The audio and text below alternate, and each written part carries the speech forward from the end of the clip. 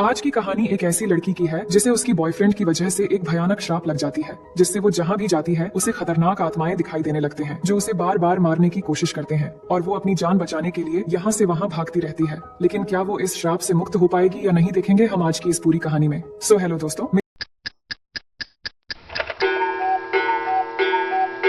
की शुरुआत में एनी नाम की एक लड़की अपने घर से भागती हुई बाहर सड़क पर आ जाती है और वो इतनी ज्यादा डर रही थी जैसे कोई अदृश्य शक्ति उसका पीछा कर रहा हो। हालांकि पूरी सड़क खाली थी। उसके बाद वो फिर से भागकर घर में जाती है और अगले ही पल घर से दौड़ती हुई बाहर आती है और जल्दी से अपनी कार लेकर एक बीच पर पहुंच जाती है, जहां जाकर वो अपने डैड से रोती हुई फोन पर बात करने लगती है और कहती है, मैं आप लोगों को बहुत प्यार करती हूँ और जो भी मैंने आज तक गलतियां की है उसके लिए मुझे माफ कर देना। शायद मैं ज्यादा देर तक जिंदा नहीं रह पाऊंगी। फिर अगली सुबह हम उस लड़की को देखते हैं जिसकी डेड बॉडी बीच पर पड़ी होती है, जिसे रात को रहस्यमय तरीके से किसी ने मार दिया था। अब इतनी बेरहमी से किसने इसे मारा होगा और वो क्या रहस्यमय चीज थी जिससे वो डर कर भाग रही थी, ये हमें कहानी में आगे पता चलेगा। उसके बाद हम इस शहर के जेनी नाम की एक लड़की को देखते हैं जो स्विमिंग कर रही थी। तभी उसकी सिस्टर केली वहाँ पर आती है और उसके न्यू बॉयफ्रेंड हैरी के बारे में पूछती है। तो जेनी बताती है कि आज रात वो अपने न्यू बॉयफ्रेंड के साथ डेट पर जाने वाली है। इसके बाद जब वो घर के अंदर आती है तो देखती है कि उससे मिलने के लिए दो फ्रेंड्स आए हैं जिनका नाम है पॉल और यारा। लेकिन पॉल ये सुनकर अपसेट होकर बैठा हुआ था कि जेनी अपने नए बॉयफ्रेंड के साथ डेट में जा रही है, क्योंकि वो जेनी को मन ही मन बहुत पसंद करता था। फिर अगले सीन में हम देखते हैं जेनी अपने बॉयफ्रेंड के साथ मूवी देखने के लिए जाती है, लेकिन इस दौरान हैरी को एक लड़की येलो ड्रेस में दिखती है। तो हैरी जेनी से पूछता है, क्या तुम्हें वहाँ येलो ड्रेस में एक लड़की दिख रही है? तो जेनी कहती है कि नहीं, मुझे कोई भी लड़की नहीं दिख रही। ये सुनकर हैरी बहुत ज्यादा घबरा जाता है और वहाँ से जेनी को लेकर बाहर आ जाता है। फिर रात को वो दोनों एक रेस्टोरेंट में जाकर डिनर करते हैं, जिससे दोनों में काफी जान पहचान हो जाती है। इसके बाद अगले दिन शाम को दोनों एक बीच में जाते हैं और वहाँ बैठकर बातें करते हुए दोनों किस करने लगते हैं। तो जेनी उसे कहती है कि हमें कार में चले जाना चाहिए। इसके बाद दोनों कार में आकर तूफान और भूकंप की मजे लेने लगते हैं। जेनी की ये पहली डेट थी और इस एंजॉयमेंट से वो बहुत खुश हो जाती है। लेकिन उसके बाद अचानक हैरी जेनी को बेहोश कर देता है। फिर जब जेनी को होश आता है तो वो खुद को एक व्हीलचेयर पर बंधी हुई देखती है और हैरी उसके आसपास ही था, जो टॉर्च जलाकर किसी को ढूंढते हुए जेनी से बातें करने लगता है और कहता है कि मुझे एक श्राप लग गई है जिस वजह से हर वक्त मुझे कोई एंटिटी मारने के लिए मेरा पीछा करने लगता है, क्योंकि मैं एक बारटेंडर के साथ इंटीमेट हुआ था और तभी से मेरे साथ ये सब कुछ हो रहा है। लेकिन मैंने समझ लिया था कि इससे बचने के लिए मुझे किसी के साथ इंटीमेट होना पड़ेगा ताकि ये श्राप उस पर ट्रांसफर हो जाए। इसलिए मुझे तुम्हारे साथ ऐसा करना पड़ा, जिससे अब ये श्राप तुम पर ट्रांसफर हो गई है और अब एंटिटी को तुम भी देख पाओगी और मेरी तरह ये अब तुम्हें भी फॉलो करेगा। लेकिन याद रखना, ये बहुत ही ज्यादा खतरनाक और चालाक है और किसी के भी रूप में आकर तुम्हारा पीछा कर सकता है और अगर तुम पकड़ी गई तो ये तुम्हें मार डालेगा और फिर से मेरे पीछे पड़ जाएगा। इसलिए जितनी जल्दी हो सके किसी के साथ इंटीमेट हो जाना और ये श्राप उस पर ट्रांसफर कर देना। उसी दौरान हम देखते हैं कि एंटिटी वहाँ पर एक गर्ल के रूप में पहुंच जाता है और उनकी तरफ ही बढ़ने लगता है और अब जेनी भी उसे देख सकती थी, मगर हैरी जल्दी जेनी को लेकर वहाँ से भाग आता है और उसके घर के बाहर ड्रॉप कर देता है, जिसके बाद जेनी के फ्रेंड्स आकर उसे संभालते हैं। फिर हम देखते हैं कि वहाँ पर पुलिस भी आ जाते हैं, लेकिन जेनी से हैरी के बारे में कुछ खास जानकारी नहीं मिलती। लेकिन अगली सुबह पुलिस उस जगह पर इन्वेस्टिगेशन करती है, पर उन्हें हैरी के बारे में कुछ भी पता नहीं चलता, क्योंकि हैरी किसी और टाउन से आया था, इसलिए यहाँ उसे कोई भी नहीं पहचानता। अब कुछ दिनों बाद हम देखते हैं जेनी अपने स्कूल जाती है और जब क्लास चल रही थी तभी वो बाहर एक बूढ़ी औरत को देखती है जो कि हॉस्पिटल गाउन पहनकर उसकी तरफ आ रही थी। तो वो समझ जाती है कि ये वही एंटिटी है, जिसके बाद वो डरकर क्लासरूम से भाग आती है। लेकिन अब भी वो बूढ़ी औरत धीरे धीरे चलते हुए उसको फॉलो करती हुई पीछे आने लगती है, पर जेनी जल्दी से कार लेकर अपने घर चली आती है और घर आने के बाद ये बात वो केली और पॉल को बताती है, पर वो दोनों उसका विश्वास नहीं कर पा रहे थे। लेकिन इस बात पर पॉल कहता है कि आज रात वो जेनी के घर ही रुकेगा और पूरी रात नजर रखेगा।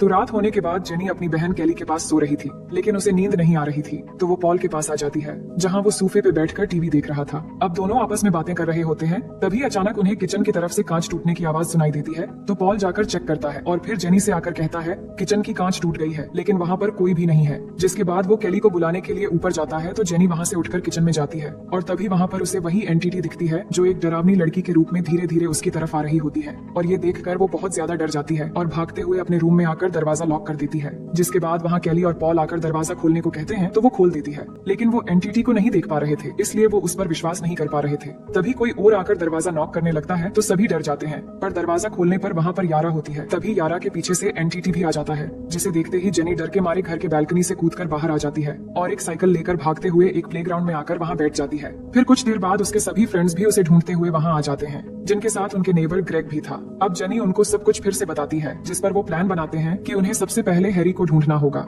इसलिए सभी ग्रेग की कार से निकल जाते हैं और हैरी के घर पहुंच जाते हैं। लेकिन घर जाने के बाद वो देखते हैं कि घर पूरा खाली है और घर का सारा सामान बिखरी हुई है, क्योंकि हैरी इस घर में रेंट देकर अकेला ही रहता था और यहाँ रहकर ही वो अपना श्राप जेनी को ट्रांसफर करके यहाँ से चला गया। वही पॉल को हैरी की कुछ बुक्स मिलते हैं, जिसमें एक लड़की के साथ हैरी की एक फोटो थी और हैरी के के साथ ये लड़की कोई और नहीं बल्कि वही एनी थी जिसको हमने कहानी की शुरुआत में देखा था। लेकिन एनी को किसने मारा था ये हमें आगे पता चलेगा। अब इस फोटो में एनी ने एक जैकेट पहनी हुई थी जिसे देखकर जेनी पहचान जाती है और बोलती है उसे पता है कि ये कौन से स्कूल का जैकेट है। इसके बाद वो पता लगाने के लिए जब उस स्कूल में जाते हैं तो उन्हें पता चलता है कि हैरी का असली नाम जेफ रेमंड है। जिसके बाद उसका एड्रेस लेकर सभी जेफ के घर पहुंच जाते हैं और वहां जाने के बाद जेफ उनसे मिलता है और जेनी से माफी मांगता है और कहता है मेरे पास कोई भी ऑप्शन नहीं था इस श्राप से पीछा छुड़ाने के लिए, इसलिए मुझे ऐसा करना पड़ा। और जेनी से कहता है तुम्हारे लिए अच्छा होगा कि ये श्राप जल्दी से किसी को ट्रांसफर कर दो जिससे वो तुम्हारा पीछा छोड़ दे, और अगर ये तुम्हें मारने के लिए आए तो होशियार रहना और उन्हें भटकाने की कोशिश करना ताकि तुम्हें बचने के लिए थोड़ा बहुत समय मिल जाए। मैंने एनी नाम की एक लड़की के साथ इस श्राप को ट्रांसफर किया था लेकिन उसकी डेथ हो गई और वो एनटीटी दोबारा से मेरे पीछे पड़ गए, इसलिए मुझे जेनी के साथ ही ये ट्रांसफर करना पड़ा।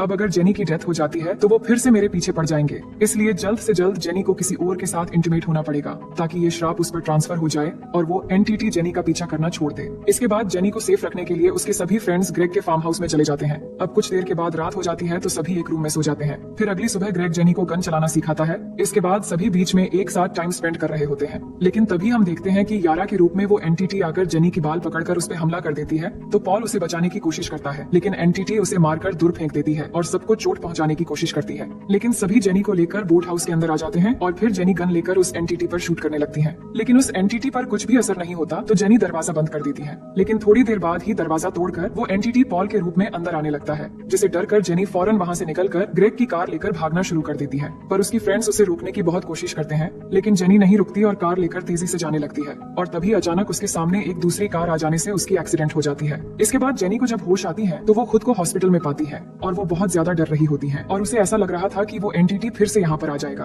फिर हम देखते हैं कि ग्रेग आकर जेनी की सहमति से हॉस्पिटल में ही उसके साथ इंटीमेट होने लगता है ताकि जेनी की श्राप उसके अंदर आ जाए और वो भी एनटीटी के साथ लड़ने में जेनी की मदद कर सके। अब इसके बाद ऐसे ही कुछ दिन गुजर जाते हैं और इस दौरान जेनी को कोई भी एनटीटी नहीं दिखता, लेकिन अभी भी जेनी ज्यादातर समय घर में ही बिताती है और परेशान रहती है। वही दूसरी तरफ हम ग्रेग को देखते हैं जो जेनी के फ्रेंड से आकर मिलता है। तो वो ग्रेग से पूछते हैं क्या तुम्हें कुछ दिखा, जिस बात को वो कैजुअली लेता है और कहता है कि अब तक तो मुझे कोई भी एनटीटी नहीं दिखा, पर हो सकता है कि जेनी को जो भी दिखता है वो सच हो या फिर उसकी कोई वहम, पर हमें शायद और इंतजार करना चाहिए। ये कहकर वो यहाँ से चला जाता है। फिर उसी रात में हम देखते हैं कि जेनी विंडो से ग्रेग की घर की तरफ देख रही थी। तभी उसे दिखाई देता है कि ग्रेग धीरे धीरे कहीं से आकर खुद के ही घर की विंडो तोड़ के अंदर चला गया है, जिससे वो समझ जाती है कि ये ग्रेग नहीं बल्कि उसके रूप में एनटीटी है। तो वो फौरन ग्रेग को कॉल करती है पर उसका कॉल बिजी होता है। तो वो जल्दी से ग्रेग के घर की तरफ भागती है और उसी विंडो से वो भी अंदर चली जाती है। फिर वो जब ग्रेग को होशियार करने के लिए उसकी रूम की तरफ जाती है तो वो देखती है कि अब वो एनटीटी ग्रेग की मॉम के शक्ल में डोर नॉक कर रही है। तभी जेनी चिल्लाकर कहती है ग्रेग प्लीज दरवाजा मत खोलना, तुम्हारी जान खतरे में है। पर ग्रेग को कुछ समझ नहीं आता और वो दरवाजा खोल देता है और दरवाजा खोलते ही वो एनटीटी ग्रेग पर टूट पड़ता है और उसे जान से मार देता है। और ये सब देखकर जेनी बहुत ज्यादा डर जाती है और वहाँ से निकलकर कार लेकर भागने लगती है। तभी वो देखती है कि एनटीटी अब उसके पीछे पड़ गई है तो वो कार नहीं रोकती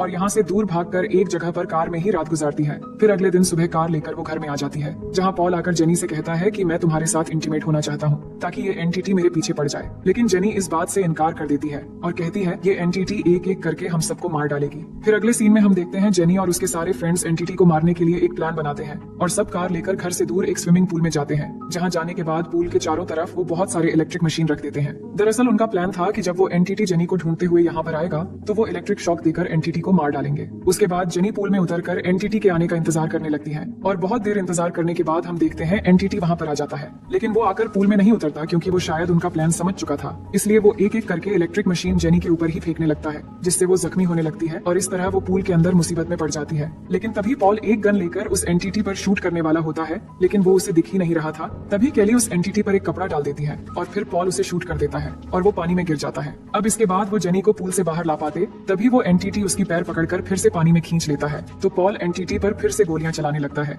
जिससे एक गोली जाकर एनटीटी के सर में लगता है और वो जेनी को छोड़ देता है। इसके बाद वो जेनी को पूल से बाहर निकाल लेते हैं, लेकिन अब उन्हें वो एनटीटी चारों तरफ दिख तो नहीं रहा था, पर उसके ब्लड से पूल का सारा पानी धीरे धीरे रेड हो जाता है। लेकिन उन्हें अभी भी डाउट था कि एनटीटी मर गया है या नहीं, क्योंकि सबकी तरह जेनी ने भी सिर्फ उसका ब्लड ही देखा है। इसीलिए घर आकर ना चाहकर भी जेनी को पॉल की बात माननी पड़ती है और वो पॉल के साथ इंटीमेट हो जाती है ताकि पॉल उसकी मदद कर पाए। अब ऐसे ही कुछ दिन गुजरते हैं और दोनों को अब कोई भी एनटीटी नहीं दिखता और उन्हें लगने लगा था कि शायद एनटीटी मर गया है और उनके पीछे अब नहीं आएगा। लेकिन हम कहानी के आखिर में देखते हैं कि जब पॉल और जेनी हाथ पकड़ के एक साथ चल रहे थे तभी एक एनटीटी उनके पीछे से आ रहा होता है और इसी सीन के साथ ये कहानी यहीं पर खत्म हो जाती है। तो दोस्तों मैं आपको बेहद पसंद आई होगी और अगर आप हमारे चैनल में पहली बार आए हैं तो वीडियो को लाइक करके चैनल को सब्सक्राइब कर लीजिए।